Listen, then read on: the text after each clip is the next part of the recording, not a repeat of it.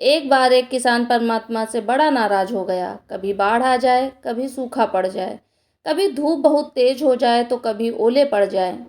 हर बार कुछ न कुछ कारण से उसकी फसल थोड़ी खराब हो जाए। एक दिन बड़ा तंग आकर उसने परमात्मा से कहा, देखिए प्रभु, आप परमात्मा हैं, लेकिन लगता है आपको खेती बाड़ी की ज़्यादा जानकारी नहीं है। एक प्रार्थना है कि एक साल मुझे मौका दीजिए, जैसे मैं चाहूँ वैसा मौसम हो, फिर आप देखना मैं कैसे अन्न के भंडार भर दूंगा। परमात्मा मुस्कुराए और कहा, ठीक है, जैसा तुम कहोगे वैसा ही मौसम दूंगा, मैं दखल नहीं करूंगा। किसान ने गेहूं की फसल बोई। जब धूप चाहिए तब धूप मिली, जब पानी तब पानी। तेज धूप, ओले, बाढ़, आंधी तो उसने आने ही नहीं दी। समय के साथ फसल बढ़ी और किसान की खुशी भी, क्योंकि ऐसी फसल तो आज तक नहीं हुई थी। किसान ने मन ही मन सोचा, अब पता चलेगा परमात्मा को कि फसल कैसे करते हैं। बेकार ही इतने बरस हम किसानों को परेशान करते रहे। फसल काटने का समय भी आया।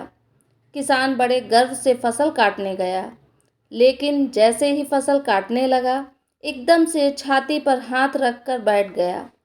गेहूं की एक भी बाली के अंदर गेहूं नहीं था। सारी बालियां अंदर से खाली थीं। बड़ा दुखी होकर उसने परमात्मा से कहा, प्रभु ये क्या हुआ? तब परमात्मा बोले, ये तो होना ही था।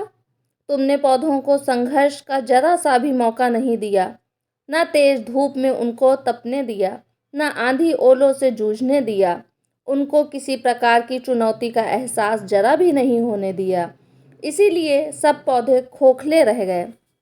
जब आंधी आती है, तेज बारिश होती है, ओले गिरते हैं, तब पौधा अपने बल से ही खड़ा रहता है।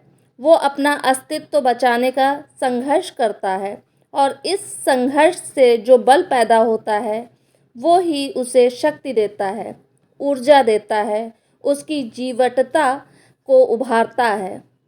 सोने को भी कुंदन बनने के लिए आग में तपने, हथौड़ी से पिटने, गलने जैसी चुनौतियों से गुजरना पड़ता है। तभी उसकी स्वर्णिम आभा उभरती है, उसे अनमोल बनाती है। उसी तरह जिंदगी में भी अगर संघर्ष ना हो, चुनौती ना हो, तो आदमी खोखला ही रह जाता है। उसके अंदर कोई गुण नहीं आ पाता। ये चुनौतियां ही हैं जो आदमी रूपी तलवार को धार देती हैं, उसे सशक्त और प्रखर बनाती हैं। अगर प्रतिभाशाली बनना है तो चुनौतियां तो स्वीकार करनी ही पड़ेंगी, अन्यथा हम खोखले ही रह जाएंगे। अगर ज़िंदगी में प्रखर बनना है, प्रतिभाशाली बनना है, तो संघर्ष और चुनौतियों का सामना तो करना ही पड़ेगा। तो दोस्तों, कैसा लगा आपको ये शिक्षाप्रद वीडियो? अगर पसंद आया हो तो प्लीज़ लाइक कीजिएगा, सब्सक्राइब कीजिएगा मेरे चैनल को। धन्यवाद।